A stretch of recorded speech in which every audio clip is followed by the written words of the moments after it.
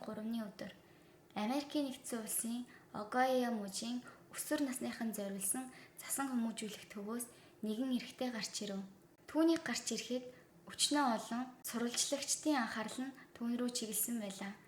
Хүн амины хэрэг үлдчихэд суллагдсан сэтгэл ямар байна даа гэсэн асуултанд уг эрэгтэйгийн нүүрний хувирал шууд л хэрцгий дүртэй болж сэтгүүлчдийг огт тоолгүйгээр дэрэгдүүр нь өнгөрчв. Түүний жинхэнэ нэр бол Донован Николас. 6 жилийн өмнө ердөө 14 хүн настайдаа хүн гэж хэлэхэд ч хэцүү аимшигт гэмт хэргийг үйлдсэн гэмт хэрэгтэн. Гэсэн ч нас биед хүрсэн Донован эрх чөлөөтэй болжээ. Тэр яаж ийм аимшигт аллага үлдчихэд суллагдж чадсан бэ? Өнөөдөр тэр талаар ярилцъя.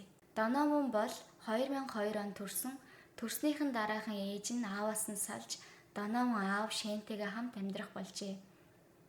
Харамсалтай нь тэр төрсэн ээжийнхээ царайг нэг ч удаа харж үзээгүй. Тэгэд ааваасаа өөр ойр хөнгөө амьдардаг болсон.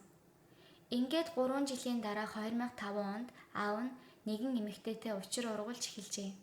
Энэ хүн бол багаасаа таньдаг байсан 28 настай Хайди Тейлор гэдэг бүсгүй. Хайди Шэн хоёр уг нь 15 жилийн турш зүгээр л сайн найзууд байж. Гэтэл тухайн үед Хайдич бас салж 2 хүүхдээ ганцаараа өсгдөг байлаа.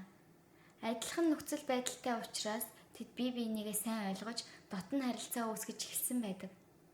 Тэдний болцдог байсан өдрүүдэд дандаа хүүхдүүд нь хамт явна. Хүүхдүүдтэйгээ хамт аялал зугаалганд явах гээд нэг гэр бүл шиг эв найртайгаар хамтдаа цагийг өнгөрөөдөг байсан. Гэхдээ тэд шууд гэрэлцэнгүй. Хэдий албан ёсоор гэр бүл болоогүй ч хоёр айл нэг гэрт орж хамт амьдрах болжээ. Хайдигийн төрсөн хүүхэд 11 настай Элиса болон 9 настай Тод хоёрт Шэн аавын орон зайг нөхөгч хүн болж байлаа. Харин Донован бол ердөө 2хан настай ч Хайдигийн ачаар ээжийн дулаан мэдрэмжийг мэдэрч эхэлсэн гэсэн үг. Тэр Хайдид их хэлэсэг ээжээгээд дотн харьцдаг хүүхэд байв. Донованы бага насыг харвал тэр үе тэнгийн хүүхдүүдээс их сэргэлэн үг яриа нь яг л 5 настай хүүхдийн хэмжээнд маш цэгцтэй байсан гэдэг.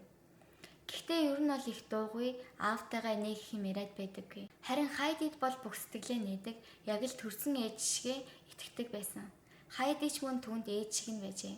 Тэгэл Донован өсч томрох тусам Хайди бол жинхэнэ төрсөн ээж минь биш шүү дээ гэдгийг мэдэж аваад өөрийн ирэхгүй гадуурхагдж буй мэдрэмж авдаг болов. Би Хайдиг маш их хайрладагч түүнд би ердөө дагуур хүүхэд гэх бодол. Элиза Тоди хоёр төрсөн хүүхэд нь учраас надаас илүү хайрлаад байна гэж өөрөө сэтгэл дотроо гомдлсоор. Үүний улмаас өөрийгөө би хэрэггүй амьтан мэтээр төсөөлөн ганцаардал гутрал тавтаж эхэлжээ. Тэгээд 6 дугаар ангид орох насандаа бусдын анхаарал татах гэж өөрийгөө гэмтэх үйлдэл гаргах болов. Аав Хайди хоёрын хувьд ийм зүйл харсан нь маш том зочрол болж балмагдуулсан нь мэдээж. Тэр дундаа Хайди бол би энэ хүүхдүүдийг цохихосоор анхаарч чадаагүйхэн төлөө буруутай гэж бодон өөрийгөө зэмлэх болжээ. Тиймдээш тэр улам Донованд сэтгэлийн шахтай хүүхэд мэт хандаж яасан ч ганцаараа ингэ орхихгүй гэж шийджээ. Тухайн үед гэр бүлийн байдал ер нь ийм байв. Хайдигийн төрсэн хүүхэд болох Элиса Тод хоёр нас биед хүрч тустаа гарсан. Аав Шэн нь ажилдаа ихэнх цагийг зарцуулж гэртээ бараг байдаггүй. Тиймээс Хайди бүх анхаарлаа Донован дээр төвлөрүүлэх боломжтой байж хамт хооллох, тоглох, ярилцах гээд бүх зүйлд хамт байв. Ингэж хамт байвал сайжрах байх гэж найдсан. Донованы сэтгэл зүйн байдлыг илүү дээр болохыг хүсэж сэтгэл заслын эмчилгээ хийх эмч хайж олон. Гэвч Донован надад ямар ч асуудал байхгүй, эмчит үзүүлэхгүй гэх зэргээр эрс дургуутжээ. Хайди хүүхэдтэй хүчээр тулах нь эсрэгээрээ сөрөг үр дүнд хүргэж болзошгүй гэж болгоомжлов. Гэтэл Донован үүнийг Хайди надаас бүр мөсөн нүрээ бурууллаа гэж өөрийн хөрөө ойлгон уралсан. Би өөрийгөө гэмтээсэн, би үнэхээр өвдөж байна. Гэтэл яагаад ээж шиг илүү их аргадаж хайрлаж хамгаалахгүй байгаа юм? Ийм байгааг бодоход би ээжийнхээ төрсэн хүүхэд биш, зүгээр дими хэрэггүй хүүхэд юм байна гэж дотроо бухимдаж муу мухай зүйлс бодож эхэлсэн гэсэн. Энэ үйл явдлын дараа өөрөө амиа орлох эсвэл өөрийгөө гэмтэх аюултай үйлдэл үзүүлснээс нь болж Хайди заримдаа Донованыг загдах хэрэгтэй болов. Өмнө нь бол үргэлж хайр халамжаар л ханддаг байсан ч хитцөөлөн байгаад байвал бүр буруу тийшээ явж өгье гэж айсан хэрэг. Гэвч Донован үүнийг яагаад намайг загнаж байгаа юм бэ? Төрсөн хүүхэд нь биш учраас л ийм байна гэх байдлаар илүү буруугаар ойлгоод сэтгэл санаа нь улам дордон муудсаар байлаа. Ингээд Донов нь 14 настайдаа бүр эрс өөр хүн болж хувирсан гэхэд болно. Хүн алах тухай элдв төрлийн гаж сонирхол тээж найзуудтайгаа хүн алах аргуудыг яриад хэрцгий алуурчдын талаарх мэдээлэл хайж үхэл аллахын сэтэл давтах болов. Мөн үүгээр зогсохгүй интернетээр танилцсан охинтойгоо шалдан зургуудаа солилцох зэрэг үйлдэлүүдийг хийх болжээ. Ингээд 2017 оны 4 сарын 6-ны өдөр гэрт Хайди Донов нь хоёр л байсан үе. Хайди гэрээ цэвэрлэж харин Донов нь зочны өрөөний буудан дээр сууж найз охинтойгоо чат бичиж байлаа. Тэгтэл Хайди түүний хажуугаар өнгөрөхдөө утсан дээрх хэд задгаа зургуудыг олж харж хатдаг. 14 настай хүүхэд ийм зүйл хийж байгааг хараад маш их цочирдож утсыг нь булааж авлаа. Аав чинь ирэхээр энэ талаар ярьж шийднэгээд уурлав. Донов маш их ууралж эхэллээ. Чи яагаад миний хэрэгт оролцоод байгаа юм?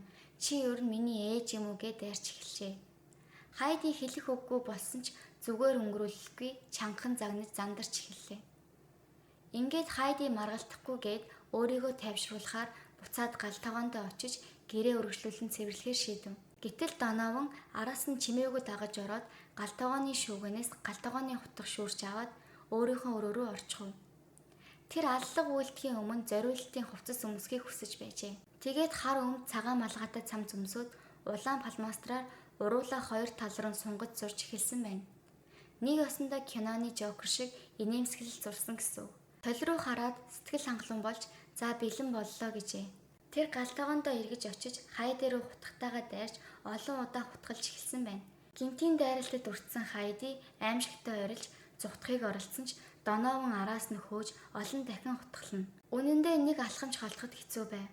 Гэрийн хан шал аль хэдийн Хайдигийн цуснд будагдан улаан өнгөтэй болсон байлаа.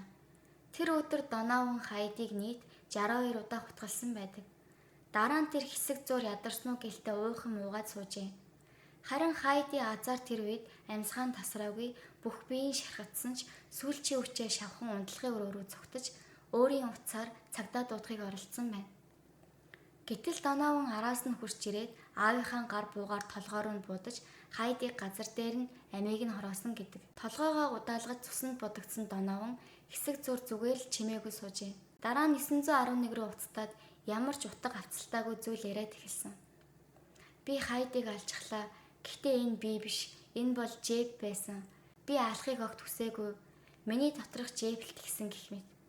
Хайдиг алж байхдаа гаргаж байсан аимшигт харц хэрцгий байдал нь тэр үед огт алга болж яг л айж дагдсан жаахан хүүхд шиг дуун чичирч байжээ. Тэгвэл Жэб гэдэг этгээд хэм бэ? Доновын хэлэхдээ өөрийнх нь дотор амьдардаг алуурчин Жэб ийм зүйл хийсэн гэв. Жэб гэдэг нь 2011 оноос Америкт интернетээр төгсөн аимшигын дүр болох алуурчин Жэб гэх домогт суурилсан дүр. Цагаан малгайтай цамц хар өмд өмсөд амаа хоёр талаас нь ихэд урт цуссан мэт харагддаг. Түүхэндээ Жэб сургууль дээрээ дээрлэхүүлж ноцтой галж чадсныхаа дараа сэтгцийн хувьд галзуурч өөрийг нь дээрлэгсэн хүмүүсийг хутгалж алдаг болсон гэх агуулгатай нэгэн домог бий. Донов нь Жэбийн тухай энэ аимшигын өгүүлэмжид хүчтэй татагдаж аллагаар дамжуулан ирэх мэдэл хүчийг олж авсан хэмээн итгэх болжээ. Улмаар Жэбийг шүтэн бишрэх болсноор өөрийн дотоод дахь Жэбийг бий болгож өдөр тутам түүнтэй ярилцаж эхэлсэн гин. Эхэндээ өөрийнхөө толгойд байгаа төсөөллийн найзтай болох нь гайхалтай мэт санагдсан ч сүүлдээ Жэб нь хэрцгий хүчирхийллийн шинжтэй болж ирэхэд айдас хүрч эхэлсэн гэсэн. Доновын өөрийн хийсэн буруу үйлдэлүүд нь үнэндээ өөрийнх нь биш Жэбийн хийсэн хэрэг. Ялангуяа 4 сарын 6-нд Хайдитай муудалцсныхан дараа Жэб өөрийг нь эзэмдэж алуурчин болгосон гэж мэдүүлжээ. Доновын баривчлагдсны дараа шүүх хурлууд маш их олонний анхаарал татсан. Яагаад гэвэл тэр дөнгөж 14 настай хүүхэд шүү дээ. Гэтэл Америкийн нэгдсэн улсын Огайо мужийн хуулиар бол түүнд өсвөр үеийнх нь ногдуулах дээд ял нь ердөө 7 жил. Гэвч прокурорууд энэ хэрэг дэндүү аимшигтай. Ийм хүүхдийн хэрэг насан туршидын шүүхээр шийдэх нь зөв гэж үзв. Ээжигээ 62 удаа хутгалж алсан гэдг нь үнэхээр хэрцгий учраас шүүгч прокурорын талд оржээ. Ийхүү Донов нь Огайо мужийн түүхэнд хамгийн залуу насан туршийн байр сууриар шүүхэд татагдсан хэрэгтэн болов. Өмгөөлөгч нар нь арга барилаа өөрчилж Доновын сэтгцийн өөрчлөлттэй тэгэхээр гин буруугүй гэж маргаж эхэлсэн. Тэрээр хийоосон 2 дахь дүрээ бий болгож хийсвэрлэн харах хэмжээндээ хүртэл эмгэгтэй байсан гэв. Харин прокурорууд эсэргүүцэн Шинжилж үзсэн сэтгэл зүйн 2 эмч хоёулаа үнийг үгүйсгэсэн. Зүгээр л хөнгөн депресс байсан гэсэн дүгнэлт гаргасан гэв. Улмаар 2018 оны 7 сарын 24-нд шүүх шийдвэр гаргаж Донованыг гин буруутай тооцсон 28 жилийн ял оноолоо. Гэвч Донован энэхүү шийдвэрийг хүлээн зөвшөөрөхгүй. Би насанд хүрээгүй хүн үүнийг насан туршийн хэрэгээр шийдэх нь буруу гэж маргасаар байв. Тэрээр 3 жил дараалан дав залтсан ч бүгдд нь ялагджээ.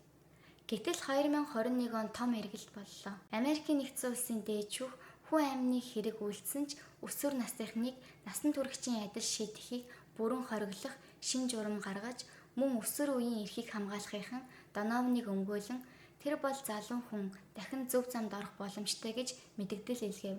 Ийхүү 2022 оны 12 сард Огайо мужийн дээд шүүх энэ хэргийг өсвөр насны шүүх рүү дахин шилжүүлэхийг даалгажээ.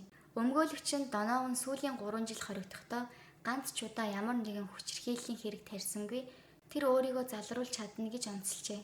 Ийхүү удаан хугацааны тэмцэл эцэстээ өсвөр насны дээд шүүх Донованыг 21 нас хүрэх буюу 2023 он хүртэл сэтгэл заслын эмчилгээ хийх шийдвэр гаргаж эцэст нь ердөө 6 жил хоригдох ялтай болж тарав. Хайдийг 62 удаа хутгалж 1 удаа буудаж амийг нь бүрлэгсэн алуурчин суллагдах боллоо. Энэ явдал Америкийн нэгдсэн улс даяар талцал маргаан үүсэж олон хүмүүс бухимдаж эсэргүүцсэн. Гэвч уг шийдвэрийг дахин өөрчлөхөд амаргүй байв. Ээжийг минь алсан алуурчин эцэстээ ингэж суллагдана гэж үнэхээр итгэмээргүй. Сонсох төдийд л дахиад ээжээ алдсан үетэйгээ адилхан тамд байгаа мэт санагдаж байна гэж үгэлэн ярьж байлаа. Ингээд цаг хугацаа улиран 2023 оны 12 дугаар сарын 3-нд Донован 2 жилийн турш хийлгэсэн сэтгэл заслын эмчилгээ дуусгаж эрх чөлөөтэйгээр суллагдсан. Тэр аимшигт хэрэг үйлсэнд нь дахин ямар ч ял оноохгүй. Огайо мужид ямар нэгэн хориг хязгаарлалтгүйгээр жирийн л нэг иргэн шиг амьдрах болжээ. Тэр үнэхээр шинэ хүн болж чадсан уу? Аллах их хүсэл бүр мөсөө айлсан уу? Эсвэл хаа нэгтээ инээгээд л яваа болов? Үүний үнэн зөвийг зөвхөн Донован өөрөө л мэдэх үзээ.